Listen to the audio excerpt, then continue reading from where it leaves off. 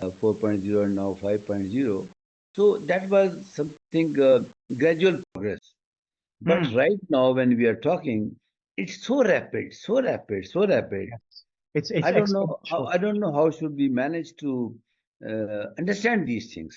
I don't know, because we sitting in Pakistan are confronted with two situations.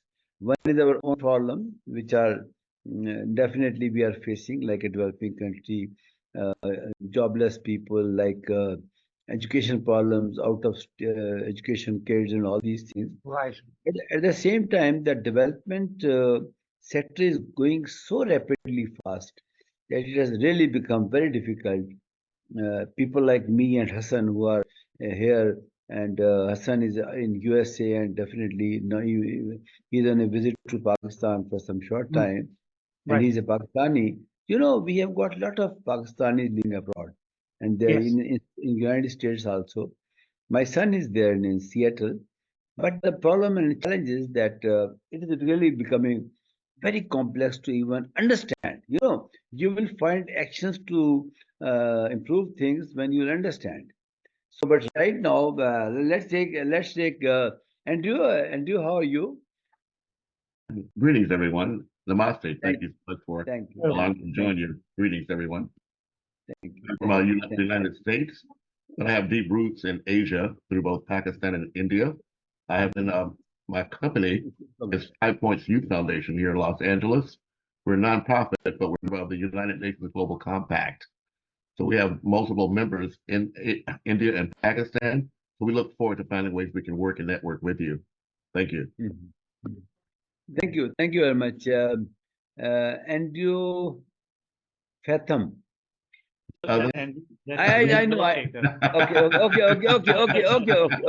He's taking notes. Okay. So I'm very sorry. Talking about AI applications. Right? I'm sorry. I'm sorry. I thought this would be the right place for it. Yeah.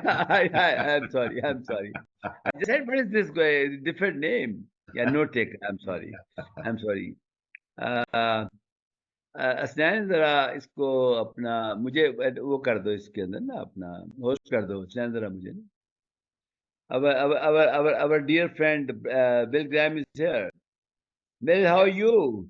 Very good, very good. Glad to be with you again today. Thank you, Bill. Thank you. So kind of you. So, Bill, a lot of friends have joined now, and definitely we'll wait for 3-4 minutes, 5 minutes, then we can take a start. Yes, I hope you're recording this because I think there's a lot of people. Yeah. Definitely. Right. Definitely. So while we are waiting, this meeting is being recorded. Okay. So as per your wish, Bill, the program is being recorded now. So I think the notebook. Can you please introduce yourself? The notebook. If this is not really if really a person, it has a mind of its own. Yeah. Thank you. Good evening. My name is Raj Anand. I am. Can everybody hear me? Yeah, we can hear you. Please okay, great. I'm an architect and I'm a science fiction writer. I just posted details about my book on the group, on the AHIABGA group, and I was working on the book from 2015 to 2020. It was published in 2020, and it took me down the journey of AI and a lot of research on AI, and finally one of the more important characters in the book got conjoined with AI. So that is a strange, unusual way, but that is my part in where AI is headed and my curiosity. Very good. Thank you very much.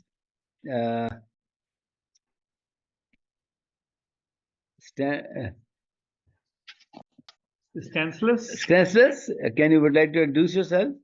Stanceless? Yeah. Please. Yes, Professor. Here in Zambia, it's 5 p.m. I don't know your time. Good morning. Okay. Yes, my name's Stanislas Chabala Mwansa. Okay. Coming from Ndola, Zambia, the city of Ndola, the nation of Zambia, the country of Zambia. And I'm running a non-profit organization called Grace Foundation, or From Heart to My Community Grace Foundation. Is a registered NGO in our nation, in Zambia, and yet we are so much involved into education, literacy education for that matter, and also health, mental health care for the victims, and also in agriculture and village banking. And so, yeah, I'm also involved because of the agriculture aspect. We are also assisting the community, formalizing cooperatives so that they can benefit or get some help from elsewhere. So yeah, this is the short bio that I can offer, I can give for now. Thank you. Thanks a lot. Thank you a lot. Thank you a lot. Jonathan would like to say something. Jonathan? Hello? Yeah, Jonathan would like to say something. Jonathan? Okay, hello, can you hear me? Yeah, we can hear you very clear. Please go ahead. Okay, my name is Jonathan. I'm a software engineer. Currently, I'm a national service personnel for my country, Ghana. Very good. Thank you, Jonathan. Thank you. So kind of you. Thank you. Dr. Dr. Nusrat, are you there? Dr. Nusrat? Hello, everyone. Thank Thank you you. so much for inviting me at this webinar. So we all are fortunate that Dr. Sir Amar arranged such kind of webinar for all of us to be educated and get information about AI. Thank you, Dr. Nusrat. Thank you. So kind of you. Amreen, are you there? Amreen? Yes, आपको sir. आवाज आ रही है? Yes, sir, I am there. Yes, sir, I am there. Ji, please introduce yourself. My name is Amreen Chaudhary. Basically, by profession, I am cybercrime journalist, social activist, and content writer. Thanks a lot. Thank you. Thank you. Thank you. Zubair भाई साहब, आपको मेरी आवाज आ रही है? जुबैर भाई साहब, जुबैर साहब, आपको मेरी आवाज आ रही है? I think, Bill, should we start now? Yes, we're 8 after. I think that should be enough. If we got a recording, so those who are late will be able to see the recording. Thank you. Thank you. Thank you. So, ladies and gentlemen, I begin with the name of Allah, the most merciful. And I think I and Bill are really thankful to all of you for giving your precious time. This is our daily webinars, and I know that you are from different parts of the world. Your time zones may be different. For example, my friend from Ghana was saying it's 5 a.m. in the morning, so it's really amazing that people at 5 a.m. in the morning are also there.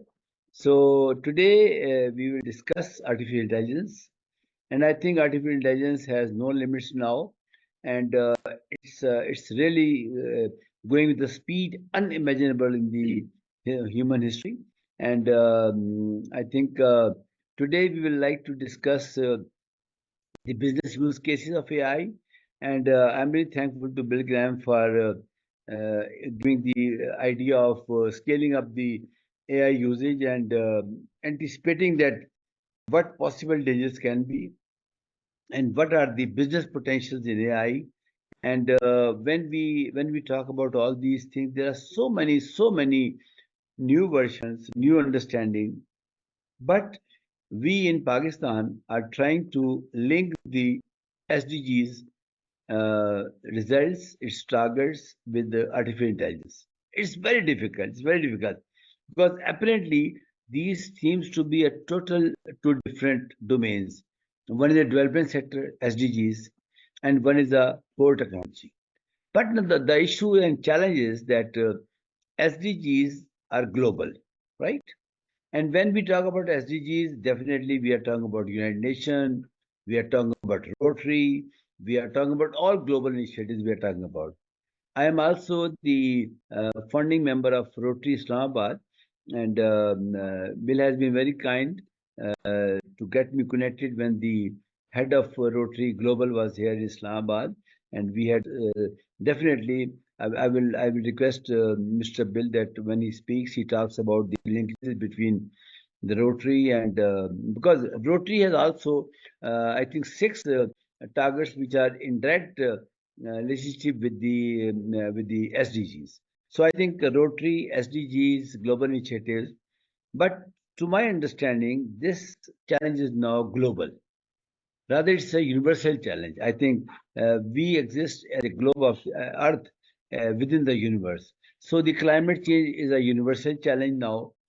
So I think what I understand is that in next 3 to 4 years, we will observe those threats, those potentials, those challenges, again, those opportunities which have never been even observed and understood by the humans, right?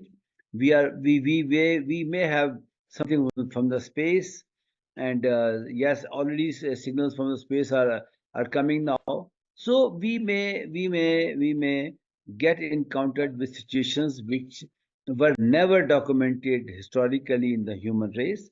So now we need to think as a globe, as the earth now. And I think this is a message for today. I'm very happy that people from different countries are here in this conference. I represent a developing country, all of you know. We have certain challenges, but again, on the same pitch, I would like to say that Pakistan is a country having dynamic youth in Pakistan, dynamic. They have been very successful in different countries, and there's a absolutely wonderful, I must say, wonderful, I must say, tourism opportunities in Pakistan. So all these things are opportunities. All these things are opportunities. And from here, I would request our friend Mr. Bill Graham to please take it over and give his opening talks. Thank you, Bill. Thank you. Thank you. Thank you very much, Amar. Yes, I'm glad to see so many of you from different parts of the world here. We're looking, artificial intelligence has been compared to the discovery of fire and electricity. The impact that we are rapidly moving towards, whether we like it or not, is likely to be that momentous.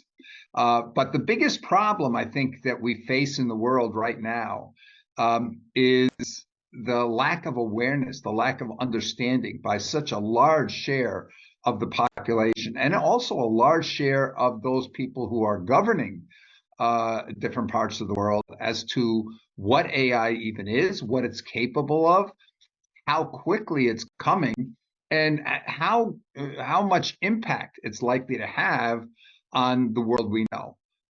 It's threatening here really to change an economic and societal model that's been in place for more than 10,000 years, since humans moved away from being hunters and gatherers on the plains to settling in permanent settlements and growing food and manufacturing things. It's that momentous. And if you can't visualize it having that great an impact, please participate in more of these sessions, because I'm very happy to go into the details of exactly why and how this is happening. One of the problems I think that we have, especially in developing countries, is that many people in the developed world are very familiar now with smart personal assistants like Alexa, Google Home, and the like. And we have a question, we just ask the question and we get an answer. But what it's capable of doing today is limited because it doesn't have vision, and it doesn't have the ability to visualize or project the information on it. But this is coming very, very quickly. So what's really important is for people to understand, what can AI do right now? What is it likely to be able to do in just a matter of months? We are actually seeing right now what was projected to take decades, literally happening in months, not even years, but months. We have projections now that the AI may surpass general human intelligence before the end of this year. For many, that's totally unimaginable. They can't, that's crazy. That's not going to happen. But we have to really look at what people do and then see where are we, what is the speed at which things have been developed, and how little remains to be done for that to be achieved. It's very, very little. Now, the adoption phase, how long it will take people in different parts of the world to adopt these technologies, that's a different story. And that's a very dangerous story unto its own right, because areas that are much slower to adopt may be left in the dust. They might be left behind totally. And the advances may be so quick for those that are following the leading edge of this, that we actually have the risk that within a generation, we could see the human species devolve into two species. In other words, those left behind or stay behind will be so far behind that the two parts of the human race will not even be able to talk to one another. One group will view the others the way we view chimpanzees today. I'm very serious when I'm saying that. And I can literally lay out the progression of steps that could lead to that. So it's very important that we avoid these worst cases. And the only way we're going to avoid these worst cases is to be thinking about the implications of what's happening and preparing to avoid the worst consequences. If we don't prepare, we're going to fall into them. So we've really got to play through the scenarios.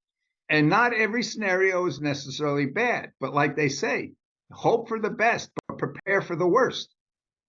So we've got to be understanding where we're at. Now, I'd like to, there's huge benefits coming from AI, incredible benefits. And there's incredible risks out there as well. But what most people don't see is that those best benefits could be the cause of one of the greatest risks. In other words, we talk about bad actors and misinformation, and we talk about weaponization and warfare with artificial intelligence, but it could be those advances in healthcare, those advances in productivity everywhere that could end up being the biggest danger. And that we have to take a look at, because there are many people already talking about a post-labor economy. In other words, the economy where humans, there's nothing for humans to do. Humans have become useless. And that sounds very extreme, and people say, no, AI can never do this or that. Keep in mind, AI right now is nothing more than an individual's knowledge and experiences compared to the sum of all the knowledge and experiences that have been recorded of hundreds of thousands and millions of humans. So it's not human intelligence versus machine intelligence. It's human and individual intelligence versus the collective intelligence of all humans. And the inference capability of being able to infer things out of that sum of information. Now, the risks that we go to is, just imagine in a world where right now 10% of the population control 93% of all the wealth. What happens when, for this last 10,000 plus years, we've had a situation where the owners of land, of factories, of machines, and the laborers who put the labor in to make something useful out of that land and machines shared in the fruits of those labors. But what happens when the labor is no longer human and only machines that are owned by those same people who own the land and the buildings and machines? That means all the benefits accrue only to the owners, so the owner class. And the labor class is no longer. It's just now the useless class. How do we get in? people into a situation where we can survive with that. People talk about universal basic income, where you can simply do the math. If you've got 50% of the population having 1% of the wealth, and those people who are likely to lose out are the people between the 50 and 95th percentile. Those people on average have 5 times the wealth of the bottom 50%. And those people will not be able to survive on a universal basic income that is adequate for the bottom 50%. And that's if we took all the wealth of the world. So we're going to have to figure out what to do about that so that we avoid a tremendously violent civil war. And I'm not talking about in 10, 20 years. I'm talking about here in as short as 5 years. The International Monetary Fund has projected that a very, very high percentage of job opportunities for humans will be gone within 5 years, or could be gone within 5 years. And the percentage of CEOs and decision makers who are saying that there's a relatively high probability of that has more than doubled in just the last 4 years. So I want to give one example here of how I see AI, because we talk about AI in healthcare and places like that in business. But the issue is most of the things that humans do in business themselves will be gone. So most of the things where people are applying AI to business today may no longer be applicable. So we have to be very careful. But I want to give one example, ties into education especially. Right now, we are used to the idea of having smart personal assistants. We ask a question, we get an answer, whether it's Alexa, whether it's Siri, whether it's Google Home. Now, imagine that we go just one step further, and that AI has vision. Mr. Bill, in the interest of time, Mr. Hassan wants to question from you. Over to Mr. I don't have any specific questions, Bill, but the problem that you mentioned earlier about separation of human species between the people who are ahead in technology and people who are behind, it is a very true risk. It's actually, it's more likely to happen than other way. And what are the mitigation strategies that one could think of at this stage, because time is fairly short? While the journal artificial intelligence may not happen this year, but maybe next year or the year after is very likely. So considering these factors, what do you suggest should be the mitigation strategy right now that we can start thinking about? Because I really believe that you have identified the biggest risk that we have. Forget about all the wars and everything that you're talking about. If we as a species divided, that is going to be a human loss, right? I mean, for the humanity, that would be a great problem. So please share with us your thoughts on that. I'd just like to add what Hassan has just said, that in Australia, the tortoise, their male population is now finishing now. And they are facing a big challenge because when the male, again, due to the temperature and climate change. So I think this is something which we as a human being should think. And that's why we are stressing on thinking like a globe instead of thinking like countries and geographical locations. So Dr. Sabia Akhlaq is with us. Dr. Sabia, are you there? Ji, Assalamu alaikum. Ji, I'm here. After Bill's response, you will be the next speaker. Please get ready. So, Mr. Bill, over to you.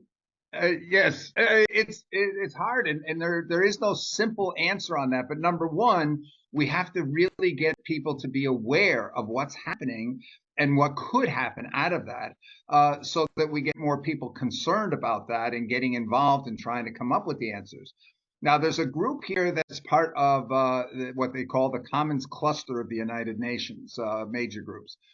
And they are looking here and saying, okay, a major problem is private ownership, believe it or not. If all of the wealth of the world and the only means to acquire any wealth, any benefits, any food, anything is only going to the top 2-3% of the world, and we either have to take what they have to spread it over those that no longer have the means to acquire anything, it really boils down to as 2 to 3% of the world population who own everything, are they going to be able to dictate the future of the world?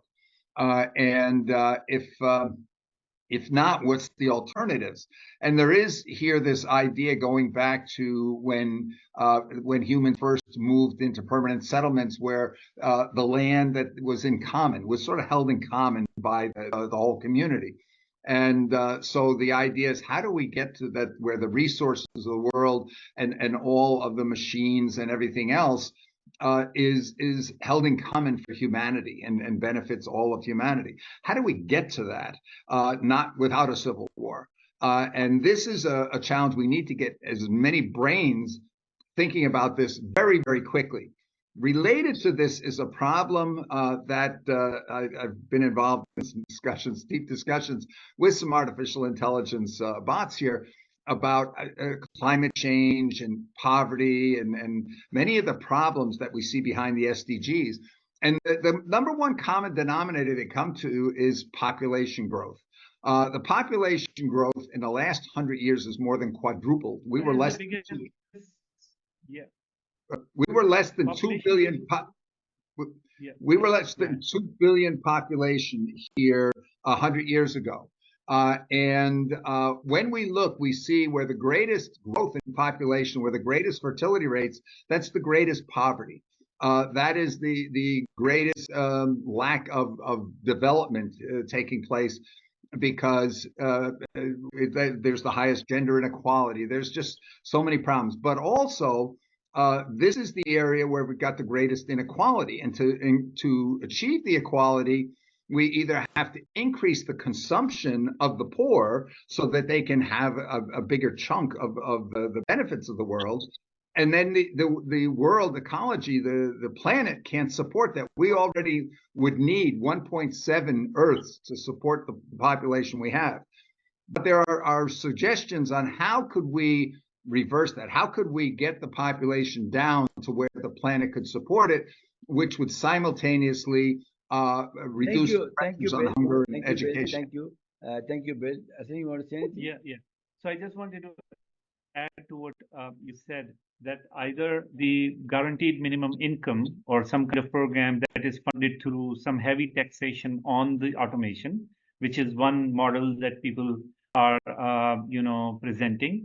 But that can be done at a national level in different countries. However, it cannot be done globally. It cannot be implemented globally. So that's a flaw, because the losses of jobs are going to be in different part of the world, and the gain of prosperity is going to be in different part of the world. So this is, where an organization like United Nations could play a role, but it is very archaic, and United Nations is also very bureaucratic. Yeah. So there needs to be some group of people who can act faster and have the influence at the global level. But anyways, I think that this one point that you have brought, Bill, this alone requires a separate discussion on what can be done. Yeah, and one thing that's important is the taxation is not going to work, and the reason it's not going to work is to tax automation, if you would, or to tax artificial intelligence, because we can't tell what's artificial intelligence and what's not. If the artificial intelligence helps a person get education, and that makes them be 10 times more productive. Thank you, Bill. Let's take other people on board. Dr. Nusrat, would you like to say anything? Dr. Nusrat? Yes, very interesting discussion. I really support the words of Bill. But artificial intelligence is really close to my heart, and I'm very happy to see the progress of AI. And to myself, I see that AI is just like a time machine. It supports you to make your work faster in less amount of time. So it's an enabler. It's a technological tool that will support you to do your work faster. And there are many applications of AI that will help the humanity, like forecasting weather, to predict the thunderstorms or floods, and solar storms. So there are marvelous or tremendous utilities of AI that can be used by humans, and that will help us, as well as there is some disadvantages also. These are my thoughts on it. Thank you. Thank you. Amreen, do you want to say anything? Amreen? Yes, sir. Sir, I am agree with the Bill's suggestions, but unfortunately, we are the developing country. No doubt, AI the future in Pakistan. But with the passage of time, we should understand the technologies, and we should train our kids and generation to carry on to compete the future and face the problems. AI is just a tool. We should understand I think importance of this tool. We should train on this system. Thanks a lot.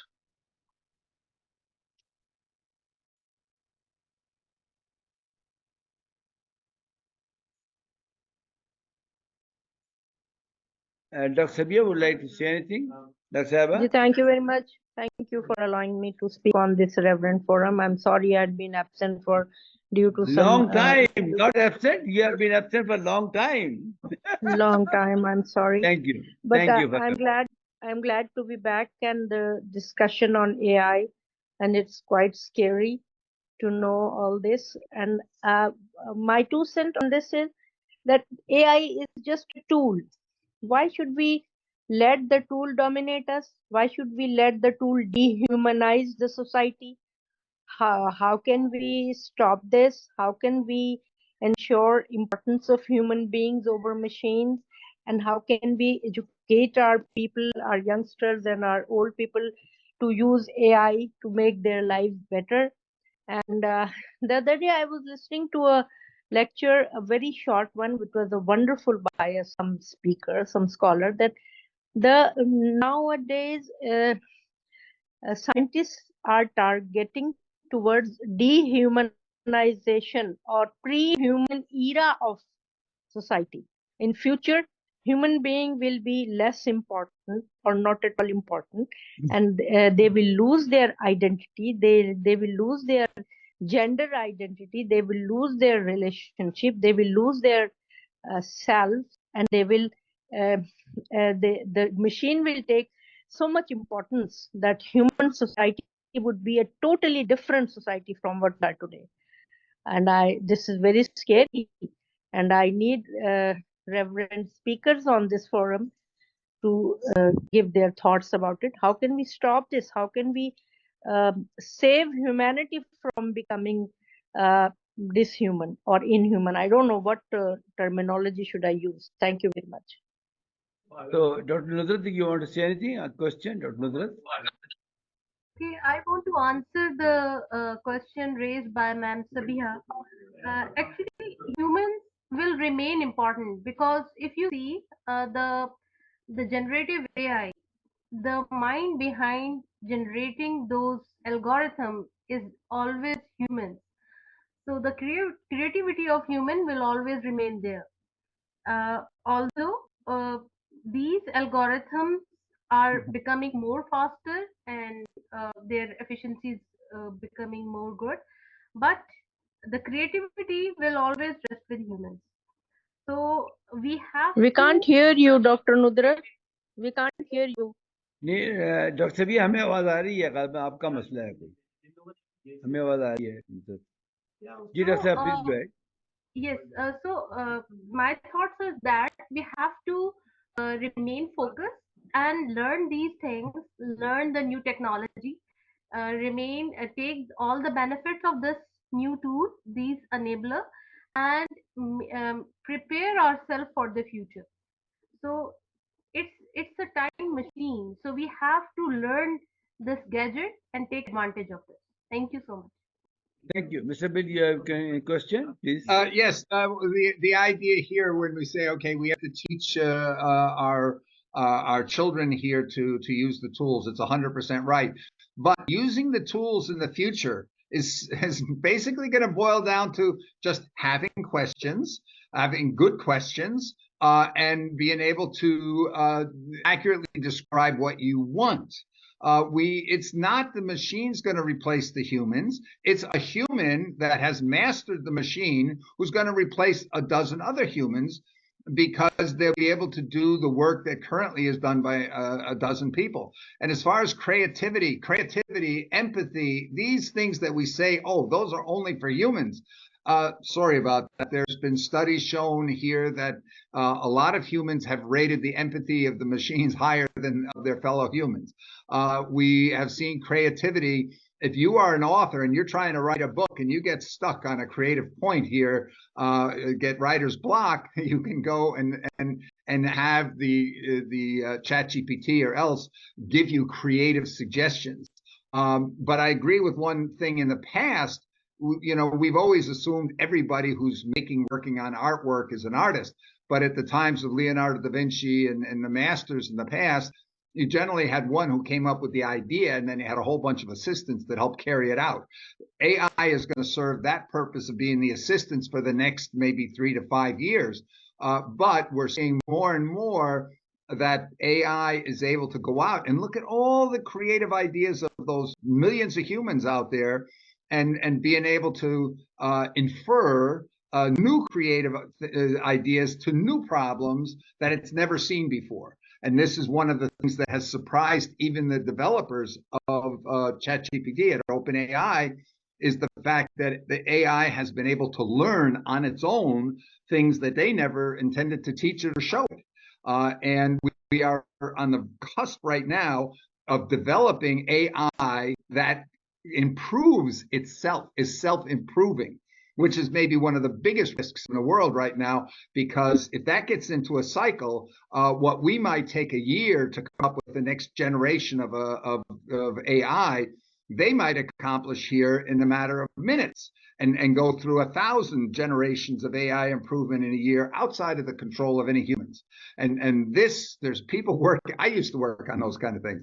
So this is very, very doable, and people are doing it. And think of the way in DeepMind how they learned to do the Go, AlphaGo, how that learned how to play Go, how the Atari game playing learned on its own how to play all these games. And if it can do that, it can learn on its own how to improve itself, how to be more accurate in its answers. You can even say, I want you to improve on terms of ethics. You can do all these kinds of things, and it will do it. So be aware. Don't go out and say humans have any advantage over AI, that AI is not going to be able to surpass within the near future. It's a horrible thing to think about. It scares me because I have grandchildren. But thank you, Bill. Thank you. I would like to invite Patrick. Are you there? Can you hear me, Patrick? Yeah, please go ahead. You have to introduce yourself also, please, Patrick. Hi, thank you so much, Bill. Everybody, I agree with Bill totally. And I think one thing we need to be very aware, like Bill was saying, that we need to bring awareness to people. Well, I think Bill already just suggested a solution, and that is a mass education of citizens of the world to have the awareness. One of the main thing now is not AI. Society has already been having its social fabric torn apart by marketing, by social media, and so on. AI is just going to make it 10 times faster or 1,000 times faster. So the main thing about it is about social fabric that is being pulled apart. And one thing we need to know is AI is going to be taking over, but think about all the humanity. Like Bill was saying, 90% of people are going to be doing nothing. Or we can look at it as something that 90% of people are going to be having more time for their families, for humanities, and so on. So we need to shift the focus to saying that this is all going to doom humanity, but we're going to say that humanity will have a chance now to really take themselves out of the workforce and be able to focus on things that really matter. For example, we need to have more civic education. In a democratic world, voters have all the power, but unfortunately now voters don't use that power because 3 things. One is they are ignorant. Second, they are disinterested. They don't have the interest. third thing is they only care about what they do. So we got to align all these kind of human vices, if you may, to make it into a positive thing. So that we need to have this kind of education, for example, a 5 minutes education every day, and they can use a cell phone to learn something about this, and have some kind of a measurement so that they will be able to use it as they are really worthy, and they can collect more UBI, universal basic income, or some form of it. As Bill was saying, that it will never work. But thing is, though, you got to think about how these 90% can actually be useful as consumer. They eat food, they all do that. And talk to the 10% and say, do you want to just serve the 10% on top, or do you actually want to have these useless people also using your product? And the thing to do is government can have this. We already seen it in COVID. Government passing out money and printing money, in a big scale. But do we see hyperinflation? No, we don't. Because when printing money is used for a good cause, it is very useful to have the economy in action. It doesn't stall the economy. When you print money and give it to like what they do with quantitative easing, it just fatten up the fat cat already. So that's the wrong way of using printing money. But if you use printing money as a catalyst to make the economy going, I think we're talking. Thank you. Thanks a lot. Mr. Kendall, do you have any questions? Please go ahead. Yeah, just a few comments. I think if we want to organize a safety net, and that's what we're talking about here, some of the work of Tony Seba on the advances in food production would be interesting to look at, because we can use precision fermentation to make any protein we like. That's getting cheaper and cheaper, which means that what we really want to look at if we want to create a safety net is to demonetize living, to basically get the education going and get the resources so that people have their own 3D printers, people have the ability to create their own protein, have a small farmstead. It can be really, really small nowadays. Have the power, solar power is becoming very, very cheap, and batteries are getting cheap as well.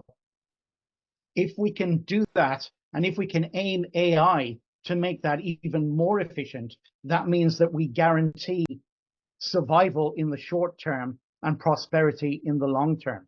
And I think if we aim for there and try and demonetize things, sure, you'll have to buy the 3D printers. You'll have to buy the pressure vessels and whatever to do your precision fermentation. If you're making microgreens, there'll have to be some control over the seeds. But that will be to raise those things, the economy to a macro level, so that we're shrinking the economy numbers wise, but we're expanding the economy in reality, and we're actually creating a smaller economy that's making the environmental economy bigger.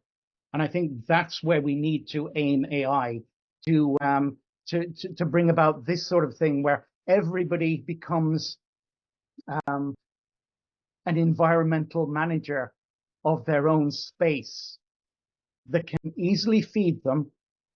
So in the short term, we have survival, but in the long term, we're restoring the planet. What do you think? Thank you. I think Mr. Hassan has a question. Please go ahead. Right, Ian.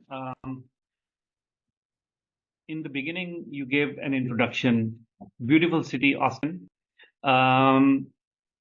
In renewable energies, when we talk about the countries like Pakistan, and the ease of using fossil fuel, which is there, whether the coal or whatever is available, there's a huge challenge in actually convincing people, convincing the government especially, in using something that is already abundant, right? So, for example, Just in my province, Sindh, there's roughly $2.2 billion worth of fuel in agriculture waste, right? So Pakistan is agri country, and we get so much of agriculture waste. It get burned on the streets, like people just burn. I'm just giving you an example that 80,000 acres are planted bananas, and so there are 1,000 trees on each acre.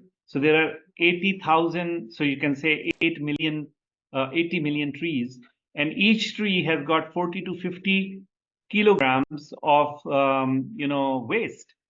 Right. That gets burned. People literally burn them on fire, put them on fire.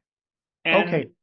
just do the math, how much of this mass can be converted into heat and and utilized. So I understand, yeah. so Go ahead. how do you think we can actually convince people? Because convincing is really the part, everything is there, right? How do we convince them? Well, I think, yeah, if you look at Tony Seba's work on cost curves, what you'll notice is that because of the price of fuel, the price of energy, and this is what you're talking about. It's so cheap to just burn that stuff. Yeah. But it will become cheaper to use solar panels to generate your energy. It's already cheaper, to be honest. In Pakistan, the electricity that we are getting from the grid, it is 3 times more expensive than actually doing it through solar. But the challenge is that the government is putting penalties on people who are trying to use solar, and they're trying to stop people using solar because they have contracts with the production companies, right? Power production companies.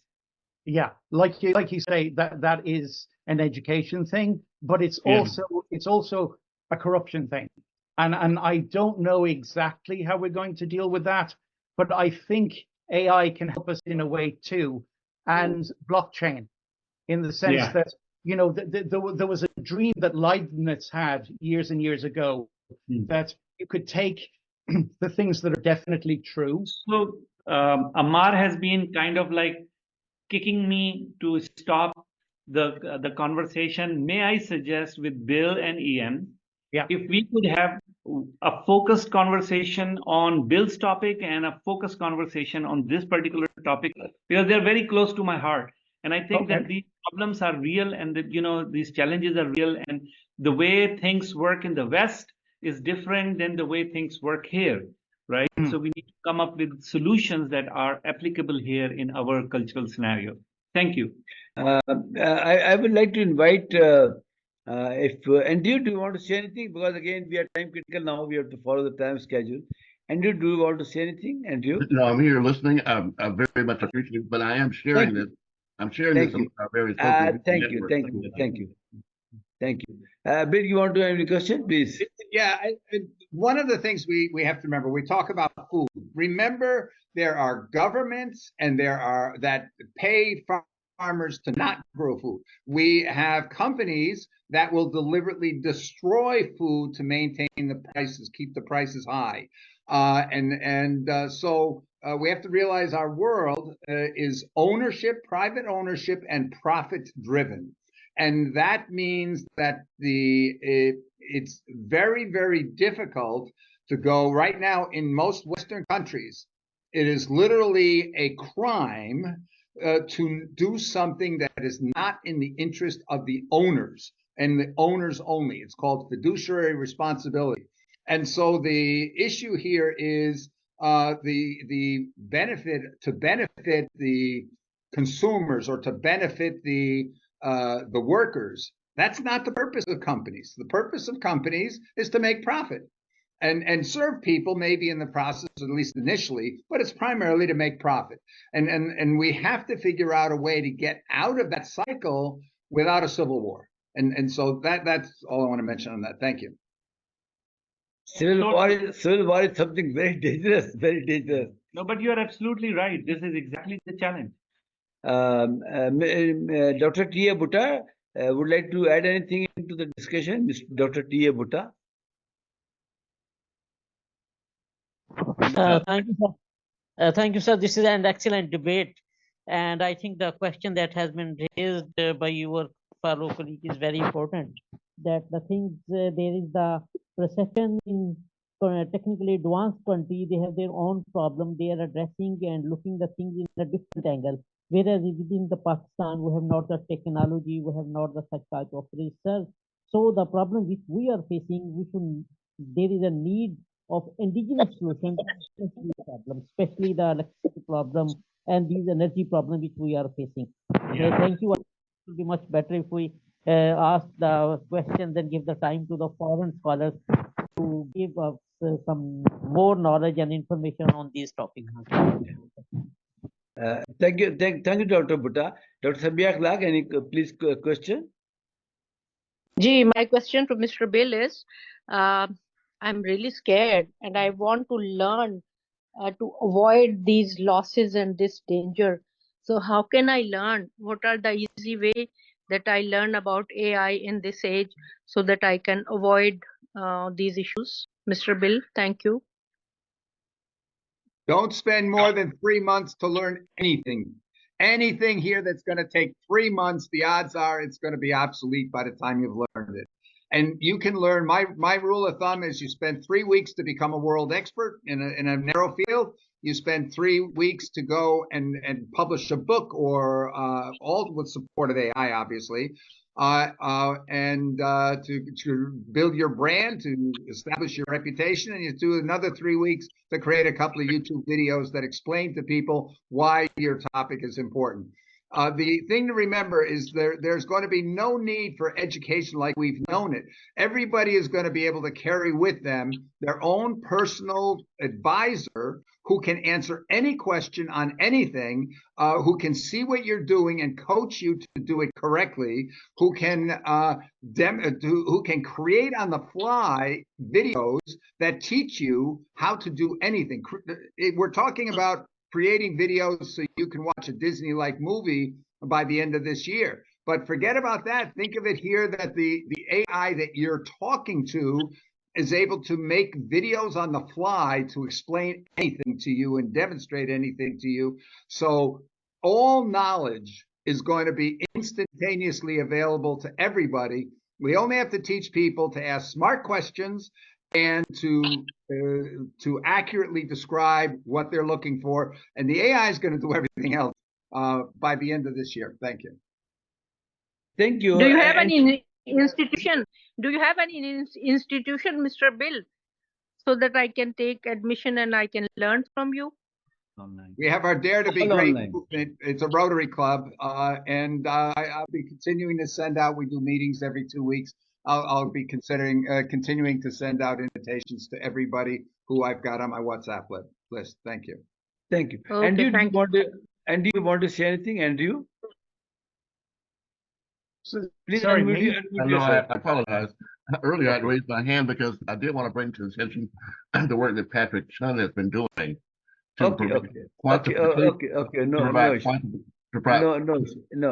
provide quantification that may be important for as we move forward to AI, because it'll be those companies and organizations that are able to have their report card, so to speak, made public. And I think it's important what Patrick is doing to help all of us get on board to make sure that we all move forward progressively. Thank you.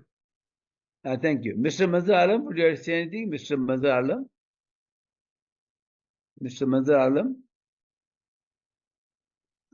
Okay. Mr. Bill, I would like to take the previous discussion further, that I think now it's beyond SDGs, beyond Rotary, beyond everything now. So I think I would like to have comments for everybody here that now we should think like Earth, we should think like a globe, because the latest changes of climate change and the emerging technologies, which are fast emerging now, are posing new threats to us, but at the same time, these are offering new opportunities to us. So till we end in the last 10 minutes, I would like a quick comment for everybody that please guide us, because Bill, I think I would propose that we should dedicate Tuesday, 8 p.m. Pakistan time, this webinar for everybody from the world. And I think this is a great global cooperation we are discussing now, and we can again discuss it. But I think we can talk to some other South Asian countries like India, like Bangladesh, like Sri Lanka. I can talk to a number of Islamic countries, and definitely we will try to expand this. So I think everybody can suggest to new people, because to my understanding, AI is a global issue now, and everybody wants to learn. So this 1 hour from 8 p.m. to 9 p.m. Pakistan time, which is again +5 GMT. I think this is going to be a global, what you call, Bill, very global initiative. So we can give a nice name to this initiative. And I think this gives us the opportunity. So anybody wants to say anything on this global initiative combining SDGs? Yeah, please, Andrew, go ahead. Please, Yeah, Andrew. two points. You mentioned earlier Kofi Annan. What we're now doing with the Sustainable Development Goals is only the phase 2 of the Millennium Development Goals. There'll be a phase 3, but the intent is for us to achieve peace on Earth in our lifetimes. What I'm suggesting is that we take a page out of Donald Trump's book and use what we're doing to attract publicity instead of paying for advertising. But that means we have to professionalize our promotional output. We have the millennials to come in and do TikTok videos about this. 10 seconds, 15 seconds, 30 seconds. Make them part of what the solution is and let them drive the narrative. Thank you. If I could just go for 10 Please, seconds on this. Please. We have ideas how to mobilize the hundreds of millions. There's a subpart of that's called Vision Ghana 2030. How do we turn Ghana into a showcase? We have a similar Vision Pakistan 2030 that we're trying to get into place. But the bottom line is it's going to take hundreds of millions. Forget about doing things that are going to involve thousands and tens of thousands. And it's not hard. It's not hard. That's the worst part is it's easy. We just have to come together and say, do it, because it's not hard. And I'm happy to explain that in another meeting, how we can mobilize 500 million young people to become global citizen champions. Thank you. Then let's do that next week as a follow-up. Make this a workathon. Otavia would like to say anything? Otavia would like to say anything? Yes, hello. No, Yeah. I was actually listening to all of your opinions. I find them really interesting, especially because, well, I'm in school. I'm sorry if there's some noise in the background.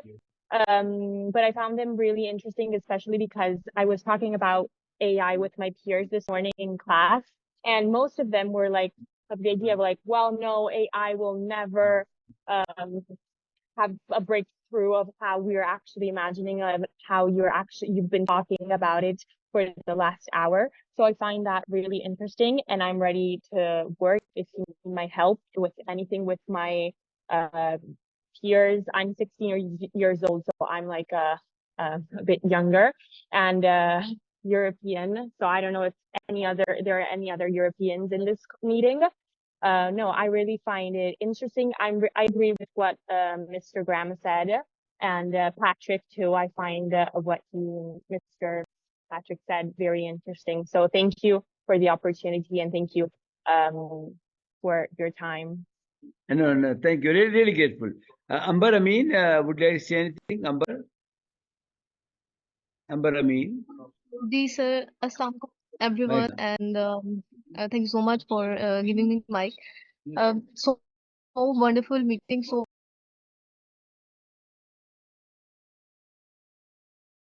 impressive.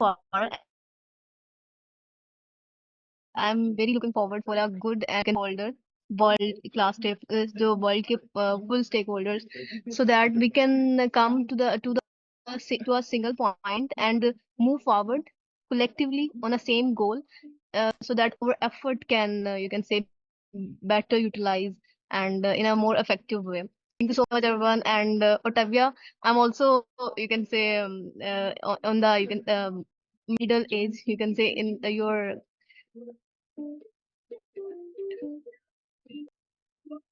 sorry for this disruption. Just I'm No issue, Amber. No issue.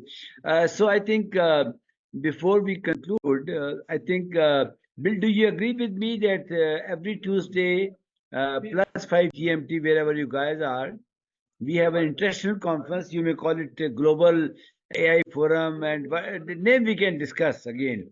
But this should be a wonderful global best practice in which people from developing countries, people from advanced countries, people from grassroots. Bill, would you excuse me for 2 minutes for in my local language, because this is a live program. So everybody listening to me in Pakistan, I would like to talk to them in 2 minutes. जी साथियों, अस्सलाम वालेकुम, मेरा नाम are Jafri है। साथियों, ये जो आज हमने 1 घंटा गुफ्तगू की है, ये एआई के ऊपर वो कटिंग चीज़ें हैं जिसकी हम बात करते रहते हैं पाकिस्तान के अंदर। लेकिन हमने प्लान ये किया है कि एआई के ऊपर जो दुनिया में हो रहा है, वो भी हमें लोगों तक पहुँचाना आएगा। उसके लिए ज़रूरी है कि हम ये बात सुनें कि दुनिया में क्या हो रहा है। एसडीजी एक ग्लोबल एजेंडा है, एआई एक ग्लोबल एजेंडा है, इसके बाद रोटरी एक ग्लोबल एजेंडा है।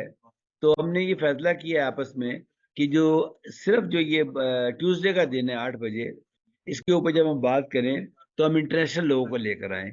लेकिन उसमें मैं ज़रूर चाहूँगा कि हम लोकल लैंग्वेज में भी इसकी बात करें। इसके ऊपर डिस्कस कर लेंगे जब हम इंशाल्लाह कल सुबह मिलते हैं कि कैसे इसको हम आपस के अंदर लेके चलें।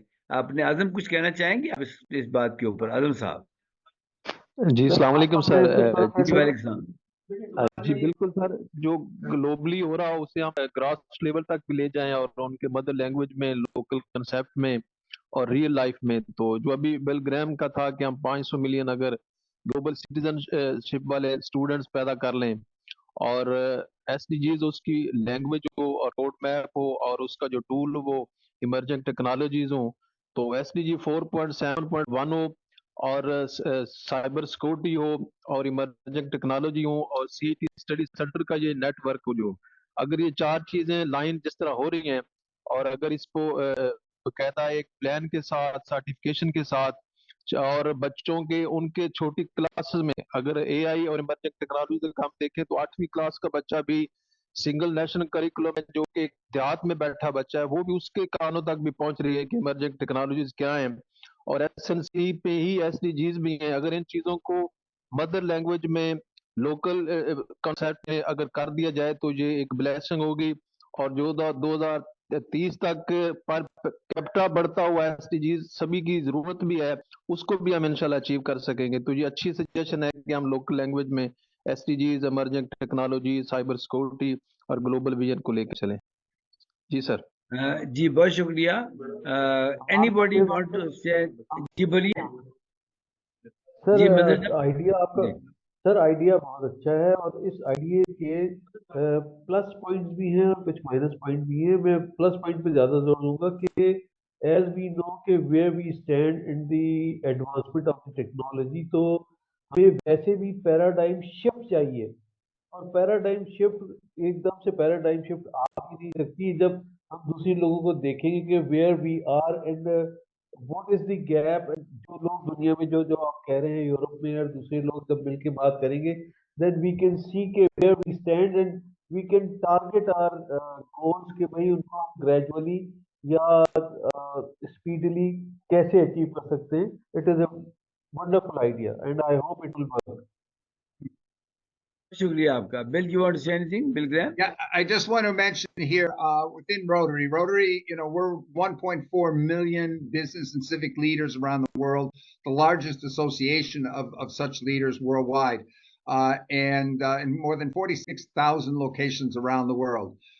We're in the process of creating an artificial intelligence Rotarian action group that will bring together all the people we can identify around the world to address these issues, to address how we can get the benefits and how we can avoid the worst negatives on that. So anybody here, it's going to be open. We just want to bring as many brains and concerned people as possible together and see how we merge this with the societal, the human, because it's human nature. Time magazine made a special edition about 6 months ago called The End of Humanity.